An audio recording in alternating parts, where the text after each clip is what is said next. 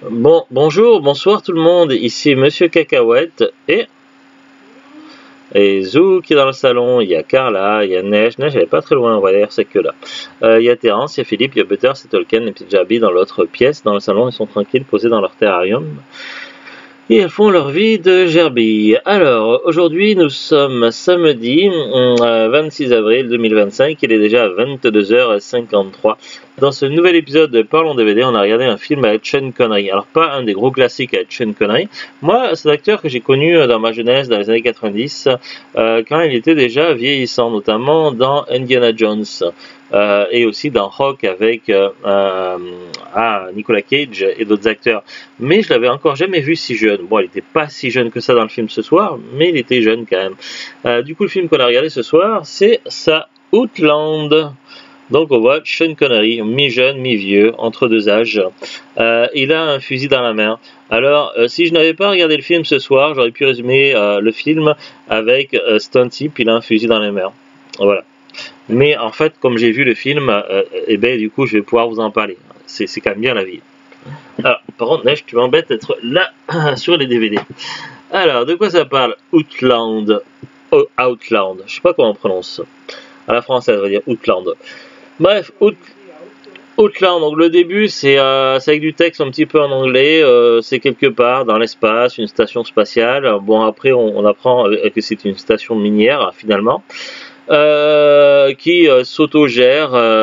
Il y a des employés dans différents corps de métier.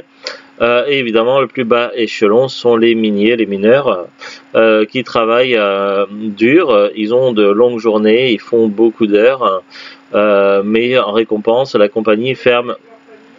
Ils sont également éloignés de leur famille, mais en récompense, la compagnie ferme un petit peu les yeux sur les petites infractions et pour qu'ils ne soient pas trop malheureux, la compagnie minière les fournissent en antidépresseurs et également en prostituées qui sont contrôlées pour être sans maladie. C'est mentionné à un moment donné par un médecin dans le film. Bref, évidemment, pour encadrer tout ça, la compagnie doit faire appel à des forces de l'ordre. Des forces de l'ordre qui, dans la VO, c'est des marshals, mais dans la VF, nous, on a droit à des prévôts. Peut-être que c'était un grade qui était assez répandu dans les années 80, mais dont on n'emploie plus le terme, en tout cas maintenant en 2025. Bref, il y a pas mal de roulements chez ces forces de l'ordre et quand ils arrivent dans la compagnie minière, on leur fait bien comprendre qu'ils ont tout intérêt à fermer les yeux sur ce qui se passe et à ne pas faire d'histoire. Et donc du coup, ceux qui ne sont pas contents ou qui ne sont pas d'accord avec ce qui se passe, en général, ils se cassent et c'est pour ça qu'il y a beaucoup de turnover, de roulement. Et souvent, dans cet endroit-là, on envoie les gens qui font un peu du zèle, un peu des histoires et qui causent des problèmes. Et c'est ce qui est arrivé au héros. Donc, lui est de nouveau muté. Donc, sa famille commence à en avoir ras-le-bol. Sa femme, son fils. Son fils n'a jamais pu voir la terre à force de tous ces roulements, ces mutations. Donc, c'est déjà un climat de tension. Du coup, quand il arrive, donc il a le problème avec sa famille à gérer, donc le prévôt, qui est joué par Sean Connery.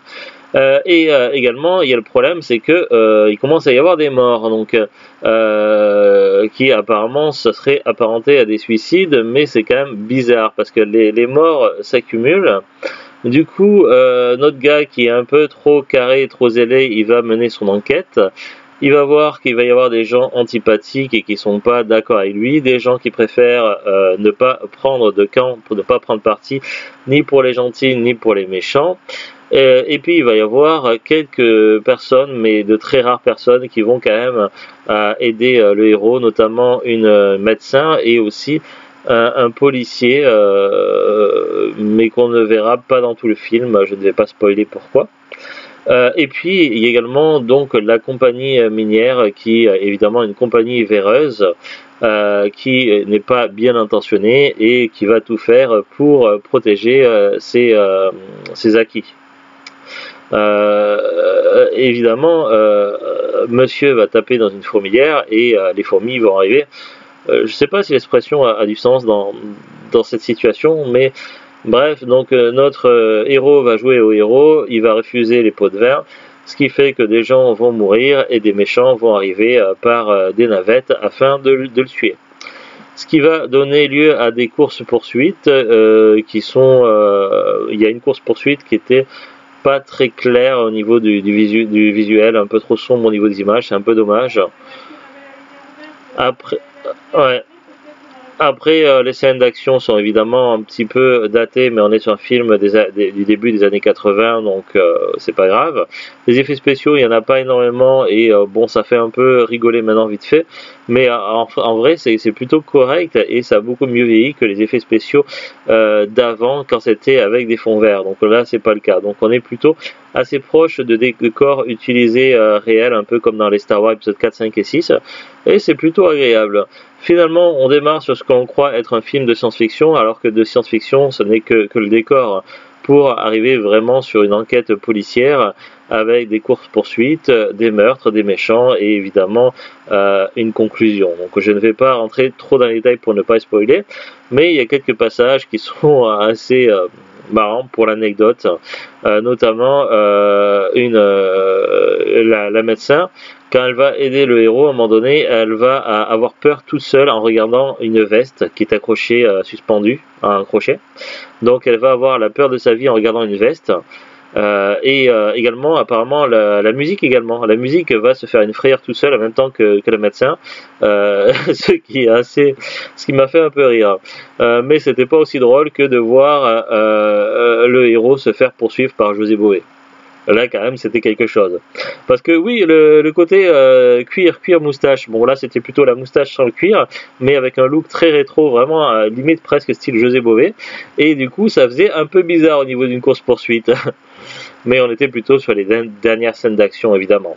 Après, il y a le classique, on est dans l'espace, donc il y a des moments où ça va être dépressurisé, et évidemment des corps vont exploser. Donc bon, on reste sur des clichés assez classiques de films de science-fiction tout de même.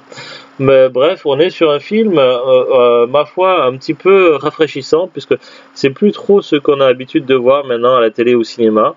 Donc moi j'ai trouvé ça assez frais. Au début j'étais un peu inquiet parce que c'est vrai qu'il y a le style un peu vieillot et parfois sur certains films ça vieillit mal et on se fait chier. Mais là c'était pas le cas, je trouvais que l'enquête policière était plutôt agréable à suivre. Les personnages, on était un petit peu sur du cliché mais pourquoi pas. Des effets spéciaux un peu vieux mais pas trop datés, des courses-poursuites un peu étranges mais pourquoi pas. Donc on est sur un film ni bon ni mauvais, mais plutôt agréable à regarder, donc à voir au moins une fois, et pourquoi pas à posséder dans sa collection si on fait un full set Sean Connery. Donc je connais pas toute la filmographie de Sean Connery, j'en connais seulement quelques-uns, peut-être une dizaine de films, mais en général c'est plutôt des films de qualité, donc je pourrais pas vous dire si c'est un des meilleurs Sean Connery ou un des plus mauvais, mais c'était plutôt agréable à regarder. Donc voilà, c'était Outland, film acheté en brocante il y a quelques années, puis finalement c'est ce soir qu'on l'a regardé. Pourquoi je l'avais acheté en brocante? Simplement parce que je pensais que c'était un film de science-fiction, mais en fait pas tellement. Et moi, vous savez, la science-fiction, c'est mon dada. Ça fait penser à une célèbre publicité des années 90 avec Omar Sharif. Bref, petite référence, je place mes références comme je peux. On va lire le synopsis qui est au dos du boîtier. C'est parti. Alors déjà, première chose qui me frappe, alors aïe, ça fait mal. Première chose qui me frappe, c'est qu'on est sur un film édité par Warner Bros.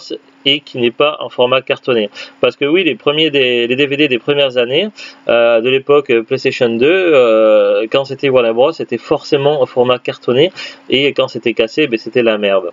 Donc là, on est sur un format vraiment DVD boîtier classique normal, et pourtant, c'est bien du Warner Bros. Et ça, je trouve ça déjà étrange.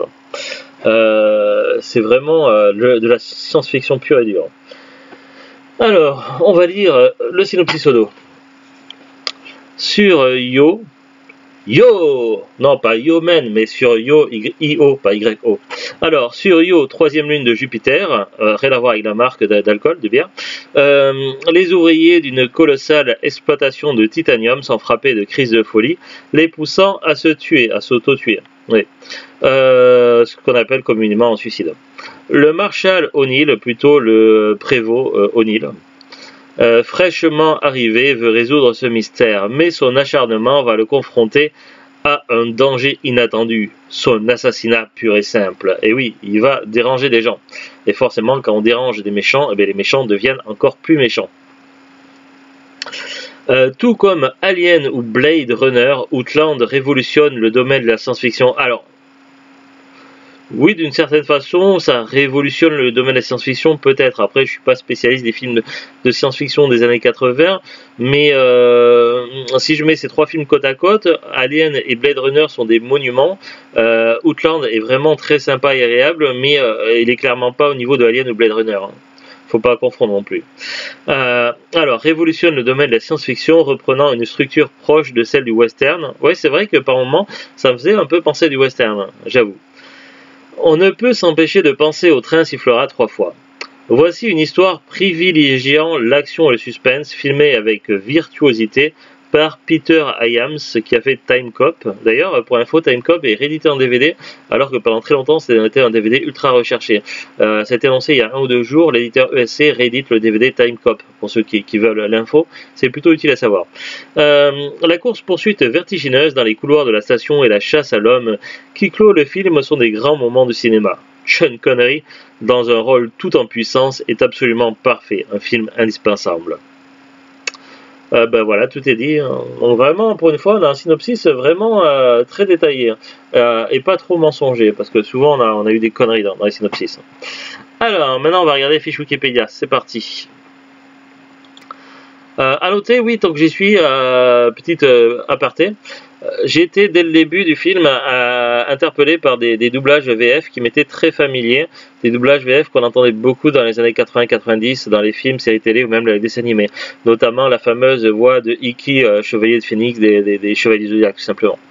Alors, Outland, Loin de la Terre est un film de science-fiction américain écrit et réalisé par Peter Hyams et sorti en 1981.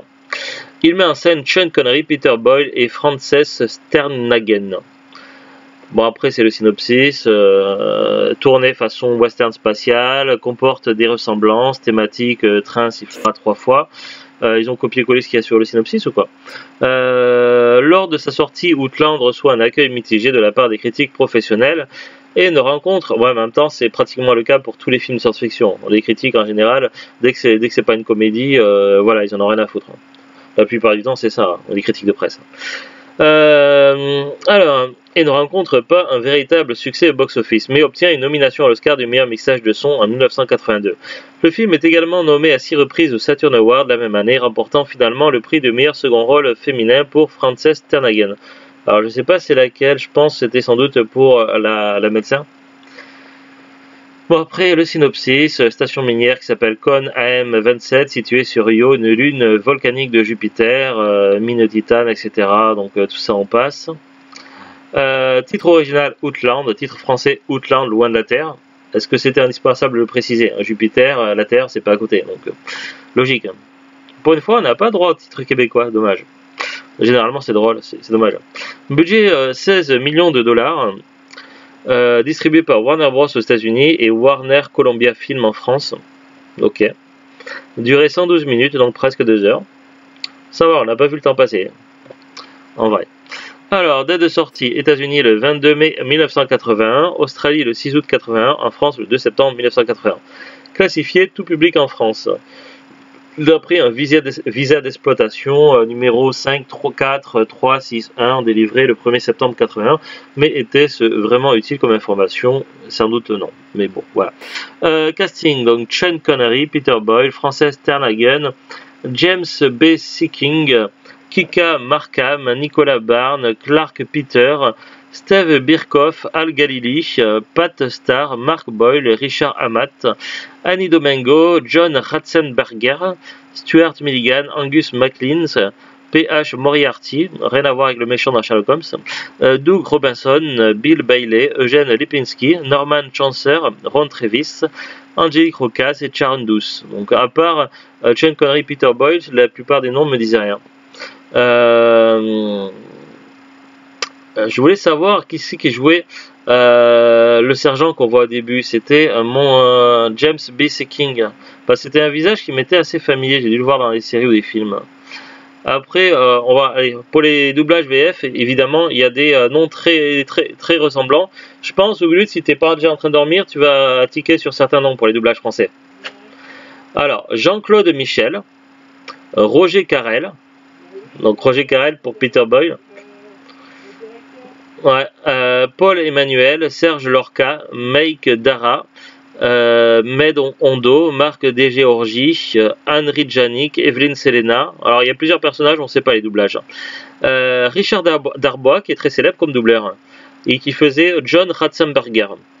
Il y avait également Georges Poujouli, Pierre Attette, Pascal Renwick, Jacques Ferrière et tous les autres doubleurs, mais on ne sait pas parce que c'est pas marqué. Alors, développement, donc ils font encore référence au train sifflera 3 fois, donc ça va, on a compris. Attribution des rôles, donc il y a plein de paragraphes intéressants, mais on va pas tout lire, sinon ça va peut-être vous ennuyer. Donc si vous voulez en savoir plus, n'hésitez pas à aller sur Wikipédia. Tournage, critique, les notes, ça c'est peut-être intéressant. De nos jours, le film a obtenu sur le site Rotten Tomatoes un pourcentage de 58%, oh c'est peu, moi j'aurais mis à plus 60-70 quoi. Ouais, les 70, limite 80%. Sur une base de 24 commentaires et une note moyenne de 5,8 sur 10. Le public semble plus favorable à Outland puisqu'il obtient une note moyenne de 6,6 sur 10 sur Internet Movie Database, donc IMDb, sur la base de 22 000 votants. Oui, c'est ce que je dis toujours. Le problème, c'est quand c'est comme ça, quand c'est un bon film, le public, les spectateurs, ils s'en rendent compte et ils sont favorables. Et quand c'est les critiques de presse, pour le même film, ils vont mettre une note de merde parce que ça les intéresse pas, ils en ont rien à foutre. Ou qu'ils n'ont pas été payés pour donner une bonne note. Donc c'est toujours pareil, c'est toujours la même règle. Ne jamais croire des critiques de presse quand c'est un film. Soit vous faites votre propre avis par vous-même et vous regardez vous-même le film, ou alors vous regardez un petit peu la moyenne de ce que les gens disent pour essayer de voir si le film pourrait éventuellement vous intéresser. Mais voilà, les critiques de presse françaises, c'est de la merde. Donc voilà, ne pas s'y fier. Et après, pour les autres pays, je sais pas trop si ça vaut vraiment le coup. Après, ça parle du box-office, des recettes, etc. En France, le long métrage, bien que n'ayant pas obtenu un énorme succès, a rencontré un certain public. Le film totalise 46 771 entrées en première semaine à Paris, finissant avec 171 622 entrées en première exploitation, puis 177 714 entrées, toute exploitation, sur le territoire parisien, donc seulement que Paris. Sur l'ensemble du territoire français, Outland totalise 564 626 entrées, permettant de se classer dans le top 100 des meilleurs résultats box-office de l'année 80. Oui, mais ce qui est chiant quand c'est en France, c'est le nombre d'entrées, donc le nombre de personnes qui entraient et pas l'argent récolté. Donc c'est plus compliqué pour enfin voilà, je trouve que c'est mieux quand tu sais exactement combien ça rapportait, combien ça coûtait, comme ça tu sais si ça fait un bénéfice. Parce qu'en termes d'entrée, c'est pas très parlant, je trouve. Après récompense, donc il y a eu le fameux Saturn Award en 82 du meilleur second rôle pour Frances Ternaghan. Il y a eu des nominations. Il y a une petite analyse.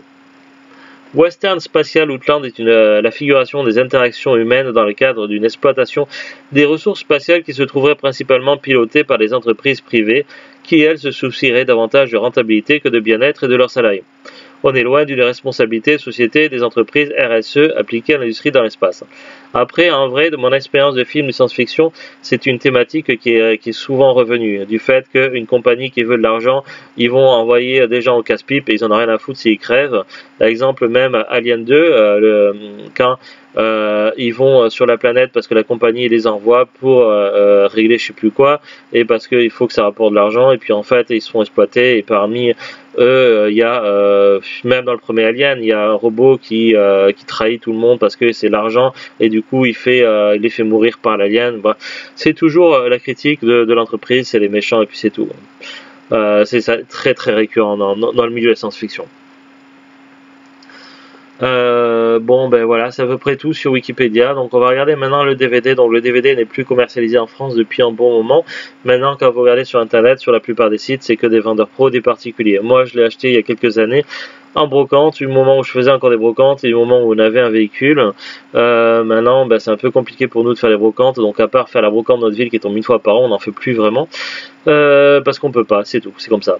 Donc du coup, des DVD achetés en brocante, ce qu'on a, c'était acheté il y a longtemps. Donc ça, c'était un DVD acheté il y a longtemps en brocante.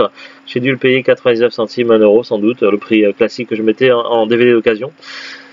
J'ai regardé sur Rakuten un petit peu la cote du DVD d'Outland, donc évidemment quand on tape Outland on tombe sur d'autres résultats qui n'ont rien à voir, comme la série Outlander, mais en fait ça n'a rien à voir.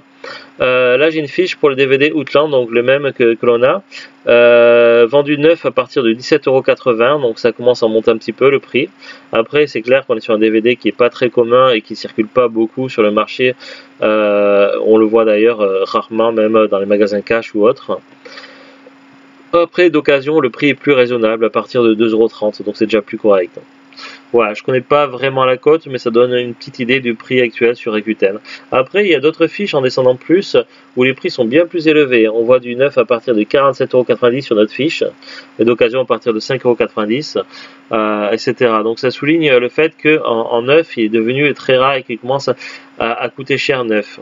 Pas au point d'un Halloween 6 évidemment, ou de la tempête du siècle, mais quand même, en neuf, il commence à coûter un peu cher.